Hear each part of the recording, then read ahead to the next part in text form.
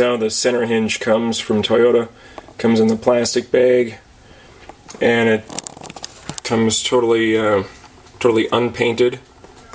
I heard that there may be some sort of primer on here, some sort of clear primer, but I don't sense anything. But this is all it is. This is the right hand, again, the right hand door, passenger door, with the power passenger door. Everything comes clear, no paint on anything at all. What I'm planning on doing is taking some alcohol, some 91% alcohol, wiping it off, getting it grease free, then hitting it with some Rust-Oleum, any surface. It's got the paint and primer all in one. It's got the easy squeeze trigger. It's a flat black, so I'm planning on doing that. And then the install. What I'm doing so that the paint doesn't get on the rollers, I'm just taking a clear plastic bag like so, and taking a portion of it and putting it right over the top of the rollers. I'm cinching that down, doing a twisting action to kind of seal it off, just like so. You can see it kind of puts the roller and the bearing inside of the plastic. Then I've taken and I've tied with some bread bag ties. Just tied those off so that that doesn't move, and then I've clipped the remaining plastic bag off, so it kind of has that much sticking over. That way the paint won't reach the rollers. Shouldn't have any overspray issues. Okay, I've got all the rollers now covered with plastic. Everything else on here I'm just going to hit with some paint after I get it cleaned off. This is now after it's been all prepped. All the alcohol is stripped off any greases that are on there. I think, looking at it closer when I did that, it looks like there's more of at least some coating on it. Otherwise, it would be very rusty by now. Again, I'm going to be using Rust-Oleum Universal Paint Primer all-in-one, a flat black. Our van is green, but I figured it's hidden until you open the door. And the paint that was kind of green, metallic-y, that looked like it at Lowe's was over $14, and this was about $6. So that's why we're using flat black. And again, we're not going to be telling everybody, hey, look at our black center hinge. They're not going to care. So we'll hit that. Got it in our makeshift spray booth here, and away we go.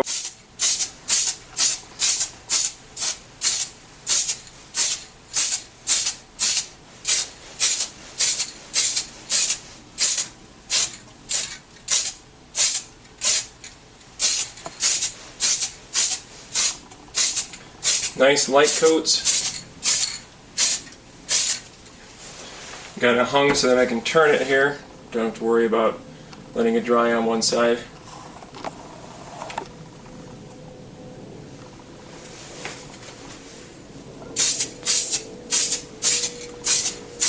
If you haven't done any spray painting yet, you want to practice a little bit on some of the cardboard in the background maybe. And I'm by no means an expert. So if you're out there and you're saying, well, I could do a better job, great, go for it. This is just what I'm doing. Again, this is probably going to fail before it starts to corrode anyway, judging by the quality of the part.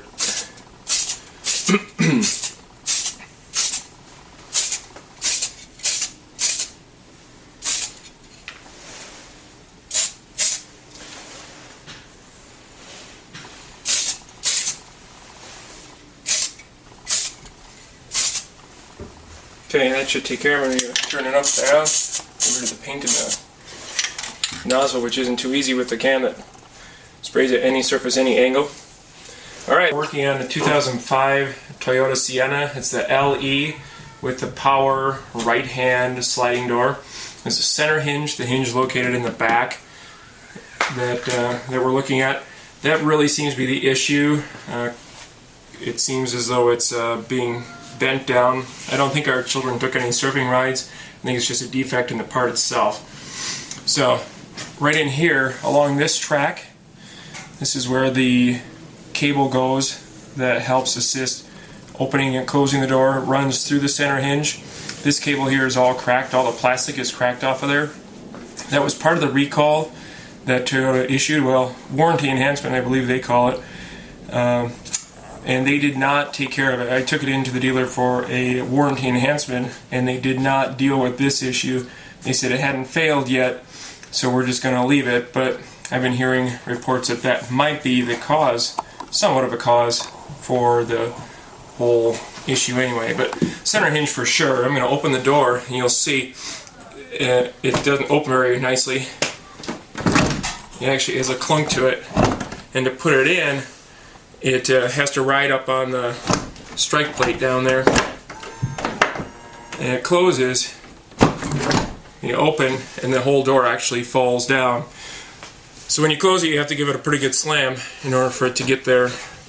I'll open it up. We got the power door assist off right now. Alright, that's the center hinge right there. You can see it's kind of the color of the van. We have a green van. It looks white right now because of all the road salt, but some people are saying that up underneath here are the wheels, so the ones that actually glide on the track. Some people are saying that the bearings are actually wearing out. I'm not sure yet. We'll have to see when we get in there. Could be this portion here. And some people are thinking that maybe there's enough play in there causing the whole thing to kind of slop down, but not sure. All I know is it is bad, and we need to replace it. The problem lies in it's not just a simple take out and put in. These two bolts, two screws up here, need to be removed, and as well as this whole bracket. And actually it needs to slide down the track, and this has to come off. There's a screw behind there, and then the cable needs to be actually routed through this top portion here, because it goes right through the hole. There's a big hole in this center hinge. So we'll see how that goes. That's our next thing, is to open this up and get the cable through. Show you the door. The reason why the whole issue, the center hinge I think is sagging. This portion right here, right along the quarter panel, is actually almost touching. If I open the door a little bit, it doesn't look too bad, but as it gets closer, that piece literally misses by probably the width of 2 paper pieces. And if I push just a little bit, it would scrape the quarter panel.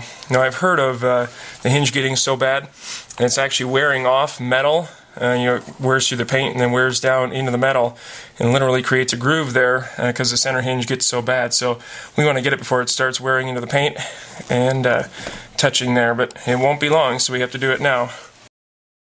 Alright, I've opened up the rear vent windows here to remove the black plastic piece that's back here that covers over the top of the 2 screws that you need to remove from the back that holds in the cable along the track. This is a fun little piece. I originally tried to use a plastic scraper, but that didn't really work so well. You have to kind of just take your finger and pry forward on this side, on the front side of this little plastic piece.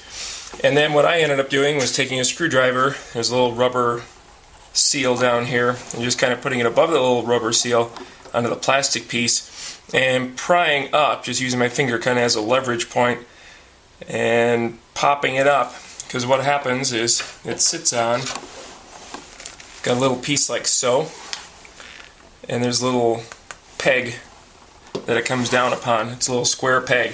It will pop up, just continue to apply pressure. It'll probably hurt your thumb like it hurt mine, but you'll get it off. And then underneath, we've got the piece that you need to remove in order to get the center hinge, in order to get the cable through that center hinge. I've got a T30 bit in the impact driver. You can use a regular screwdriver if you want. This just makes it faster. Remove these two bolts or screws, whatever you want to call them. Put it in here. Unscrew.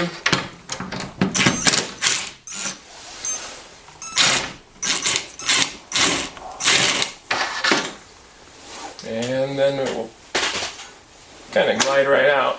There isn't really any tension on this cable, so you don't have to worry about it springing. I do note on my cable, I had it in again to the Toyota place for a recall or a warranty enhancement, but it is chipping on the cable, and they did not replace that because they said it hasn't failed yet. So I venture it will, so then I'll have it back in. But anyway, that's that. So you can see the spot where that comes off, and then what we'll be doing eventually is taking the center hinge and wheeling it right down the track to replace it with the other one that we already spray painted and have good to go. Alright, after removing the center cable thing in the back, I don't know what it's called exactly, but we're going to remove the front one. We're going to take these two screws or bolts out, whatever you want to call them, take those out, and then we'll tackle the center hinge. We'll get that off and then get the cable run through again. Something I failed to mention, I've got it's a number 10 millimeter for the for these little guys here. So they came out of here, and this just lifts off. Again, there's really no spring tension to it. It's just kind of sitting on there. So just be careful. Know where it came from. Know how it was kind of routed over the top of that, and you should be fine. We're going to go to tackling the center hinge. We've got two 10 millimeters up here that we're going to be using. I'm going to use my impact driver. Again, you can use socket, socket wrench. That's totally cool. Whatever you want to use. Mine just happens to fit in here pretty okay. That's going to remove the top plastic. I think it's a plastic piece covering over the top of the cable. And down below on the door itself, we have three 12 millimeters that we need to take out, and those should just come right out. I obviously can't fit my impact driver in here, so I'm going to be using my socket wrench to take those off. So, all right, here's these come off fairly easily. And that's them. I'll pull those off. Set those aside.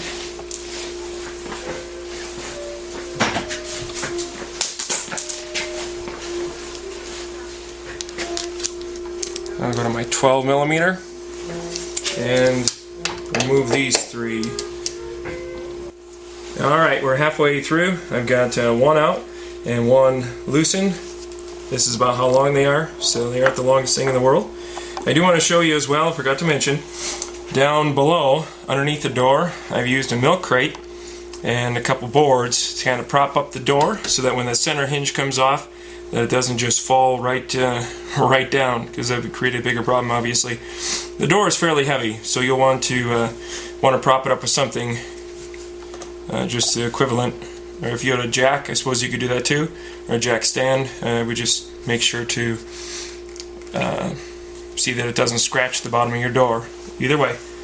Alright, now we have all the bolts out off the top and off the door itself. There are two other places that this door does hang, but they're both in front.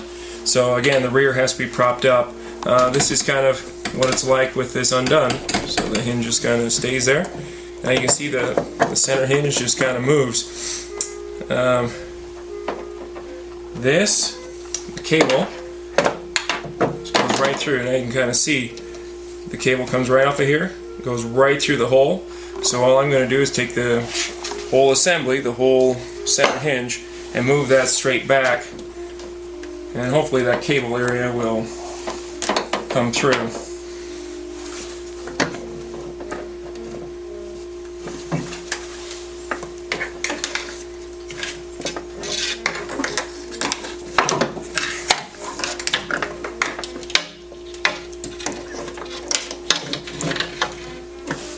Kind of an interesting little mechanism. So be careful that you don't scratch the paint. And I can see on here that this cable is really losing its plastic coating badly. But according to Toyota, that isn't a big deal. It's not an issue for them. So, alright, we'll see how that works out in the grand scheme of things. It's something I noticed when I took that off is in order to get the center hinge back and roll it to the back of the track, I actually had to move the door rearward, otherwise the cable was going to be too short and it wouldn't go through. So I had to take my support, and as I held up the door, just move the support to the rear of the vehicle. Not a big deal. Door wasn't as heavy as I thought it would be, so that's good. Now we're right at the end of the track, and it slips right off, just like so. And keeping track again of how that cable goes, this goes back to the front. So both of them will just slide right in, like so, with a new hinge. Alright, I've got the new hinge right next door here. As you can see, it looks pretty much exactly the same. This one is painted green, just like the van. This one's painted just a flat black. I don't think you're going to notice it at all, notice the difference. So we'll go ahead and swap these out. We'll take the cabling through, and we'll see how it stacks up. Alright, we're going to take the cables through now. Again, they'll just drop straight through, so they're coming straight up through that hole. Just like so. I'm going to grab the new hinge and just do exactly the same, it's just in the opposite.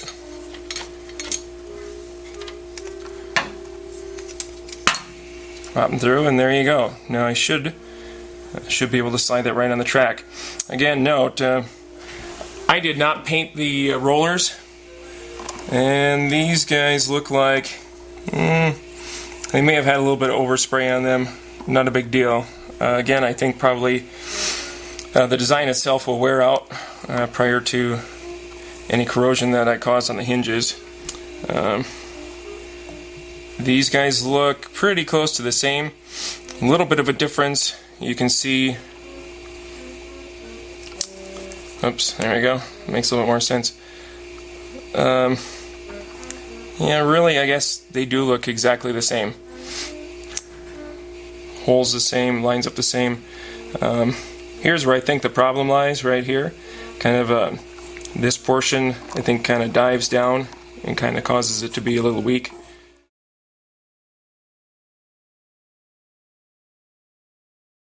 Okay, I've just pulled the cables through that hole, dropped them straight down in, and I've got them hanging up here, one on one side.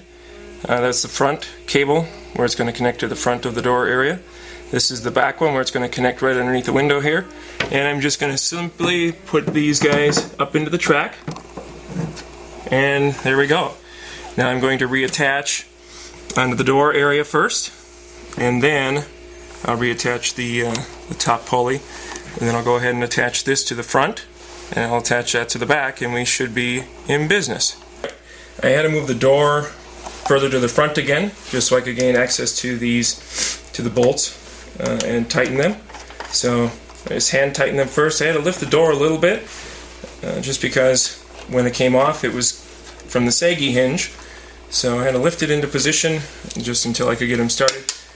And when I moved it forward, I just put the cable pieces right up on top of the hinge, and then I was able to move it cleanly without it scratching the side of the van. But we have so many scratches on the side of our van from bikes and other things that our children have done that it really didn't matter even if I did scratch it. So far it seems to be lining up, and like I said, the black doesn't appear to be an issue.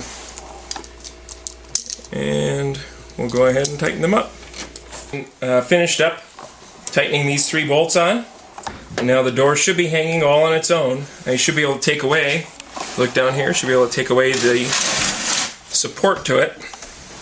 If it falls, it would be a bad deal, I suppose, because that would mean we did something really horribly wrong. And Well, so far it's going smoother than the other one already. We don't even have the cable on. Alright, now it's time to make sure that the cabling is run properly. And I'm actually going to put, because the door is rolling so well right now, I'm going to go ahead and put a clamp in the front of the door to hold it open a little bit so we can gain access to the front. So, alright, there's a shot of the clamp that I used just to hold the door from going forward. So you can see if I take it off, it really goes forward pretty easily now. But we'll put that back on to prevent it from rolling forward. Alright, now we're at the point of getting to reattach the top of the cable housing here to the center hinge. And these little guys here, I'm just going to wrap up.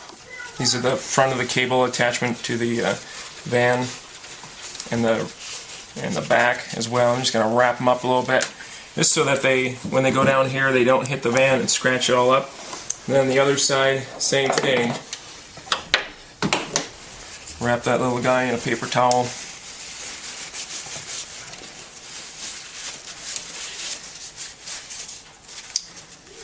Guess I don't want to add more scratches than kids already have. So, all right. This when it was out, it just snapped right into place. I just moved it. It was pointing to the back of the vehicle, and when I moved it, it just kind of snapped right down into place. I've got my two bolts here that I need to put in. I go right here. See, everything lines up pretty easily. I think, again, those were number 10s. I removed them with my impact driver, so grab my impact driver.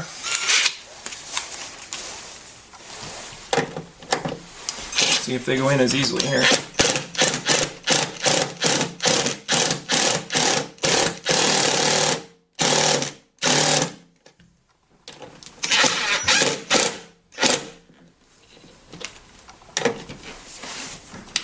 They might have some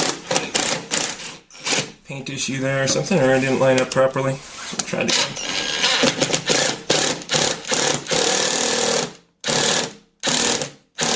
There we go, that did it.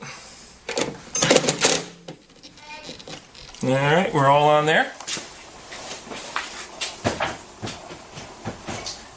Alright, now I'm going to move the door back, and we're going to attach the front cable. The door locked to its rear position. By the way, I don't have the window rolled down. I've got it rolled up so that it can go the entire way. I know there's a way to bypass that too, but it's just easier. I didn't need to roll the window down at all. Wasn't really my way. So now I've got my cable, and I'm going to make sure it goes on the right spot here. And as I recall, this goes over the top. You got to make sure to kind of snap that little guy in place in the inside of there. And then just going to pull, and these little guys fit right there. And again, those are number 10s, 10 millimeters. Right there. I got my socket ready here. I just have an extension bar. It just makes it a little bit easier, I think.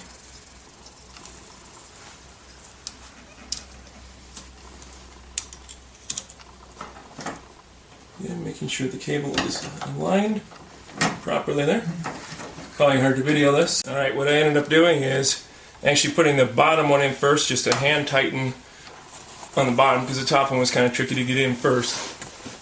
Then I'll go ahead and actually take it off my wrench and just put it in like so. Line up the hole. There's a little bit of resistance here only because the back one is being stretched a little bit. You'll be able to get it just fine. Alright. Again, check the cable routing to make sure that that's all lined up, and I'll go ahead and tighten it down the whole way. And you might be able to get an impact driver in here, but I just didn't want to have to worry about that. Okay, now that's all tight, and we move to the back of the vehicle. Alright, in the rear of the vehicle, underneath the back window, this is actually the cable tensioner. I'm going to pull, hold onto this side and I'll pull, and you can see kind of the cable literally gives. I guess it's like just so that it doesn't snap if it gets too tight. So this will actually have a little bit of give as I go ahead and install it in back. Just put it into position. And again, there's a little bit of we'll pull this back out so you can see a little bit of a stud here to receive this little thing. So when that goes in, that will kind of help prevent it from moving around too much. So we'll slide it over the top of that. Yep, okay, and then we can just swivel this up against here, and we should be golden. Again, these are Torx. I got a T30 on my impact driver. You can use whatever you want. I just happen to use this.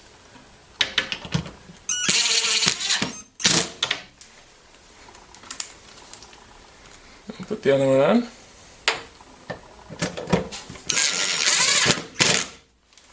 Okay, that one really you didn't have to worry about any routing. That just the cable slides right in the track right here. Alright, and now the moment of truth. We'll remove all the clamps. I actually didn't have any clamps there.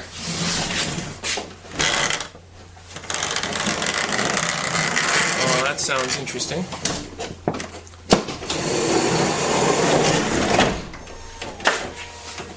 And the door shuts. And it stays open.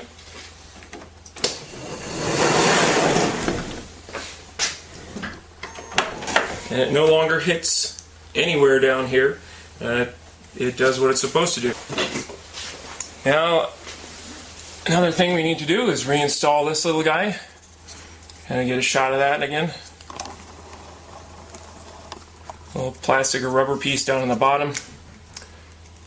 Make sure that goes like so. This will be in the back of the vehicle, right over the top of that stud. We'll drop down and slide down over the top of it, and then this pretty much just pushes in. It looks like there's a little bit of a snap right here, and on the bottom there's a little bit of a snap holding it in. On the piece that you just put in, there's a little bit of a lip, and then another little lip to receive this one up here. So these came off really easily. Again, I didn't have any special tool. Just pulled this back, and then the rear just lifted up to get that off. So we'll just go in reverse order.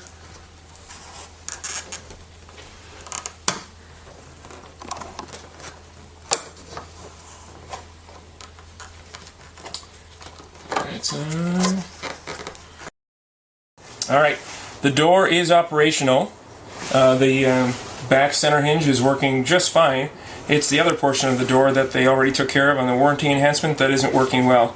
So if I hit the remote control on the fob here to open the door, it doesn't open. So there's something with the latch. If I do this, it opens just fine. And it goes in and it goes all the way back and it clicks just fine. Again, if I hit the remote on here, it hangs. It doesn't go anywhere. But if I do this with the handle, it frees it. It's able to open or it's able to close just fine. Goes very smoothly on the track. Gets into position where it's supposed to go. And I'll show you the problem down here. A little mechanism right back in here. How well you can see it, but it's way back in here, like right there that I'm touching right now. That little piece, when I click the door handle, it opens up and allows it to free itself, but that's the catch right there, so the door doesn't go forward. But when I move the, or when I hit the fob, or when I hit the remote in the interior, that piece does not open up. And I think that was all part of the warranty enhancement that they did, but it didn't fix the problem. So I have to go back yet again to Toyota to have them continue to do their warranty enhancement. And that pretty much wraps up this video.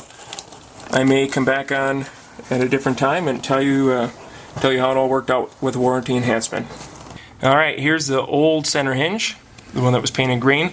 The wheels up on top seem to be pretty good. There's a little bit of play in them, not a whole lot. As we continue, this is a portion here that goes up into the track, obviously, and this was the part that we took off the door.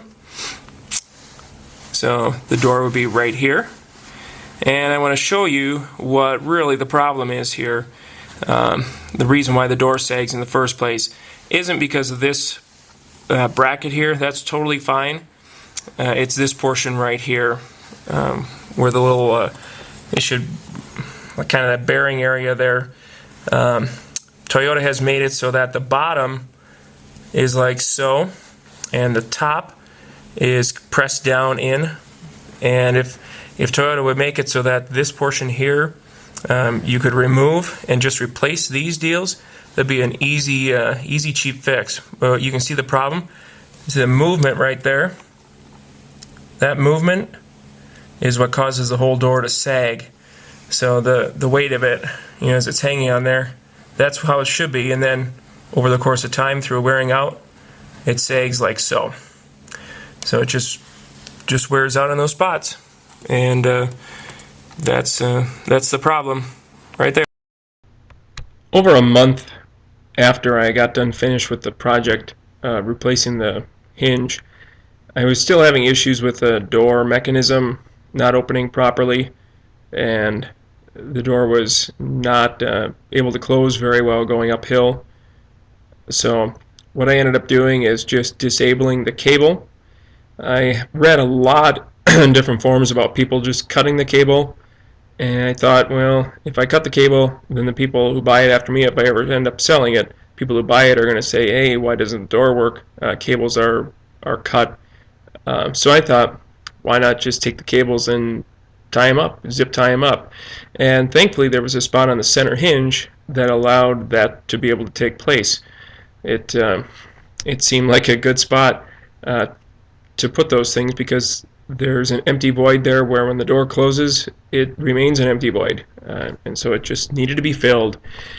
What I ended up doing is taking off the rear of the vehicle, took the cable tensioner off in the rear, and then I also took the cable tensioner off in the front, and then moved the door closer to the front of the vehicle. So the hinge, I was able to access it kind of as it just starts to close. I was able to access the hole in order to slip the cable through, and then those cable tensioners through. And then actually what you have is that whole door is just like a manually operated door. Our driver's side door is manual operated and it slid very smoothly, and so this one does the same exact thing. It moves very, very freely. In fact, it seems better than probably a new door, a new showroom new door.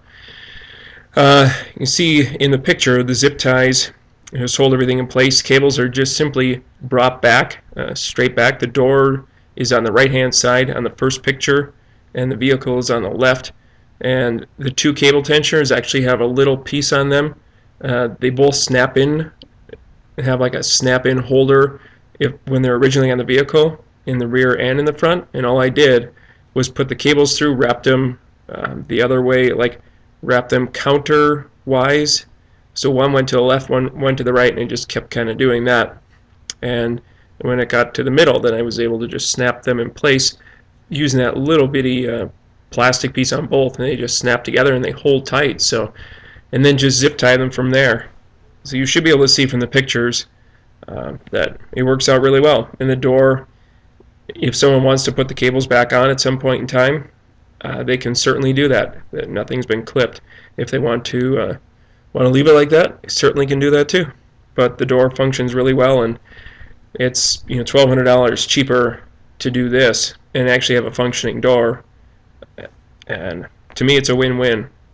So, unfortunately for Toyota, they weren't able to fix, doing the warranty enhancement. They weren't able to get it functioning well. So, I'm not sure what the warranty enhancement was supposed to do. It certainly didn't enhance anything for me in this particular door, and pretty much all the doors that I've read about online as well.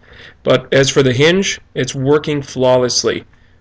It works very, very smoothly, and I'd easily be able to do it again now. So I hope you enjoyed it, and may put on other things. Let me know what you think. Thanks for watching.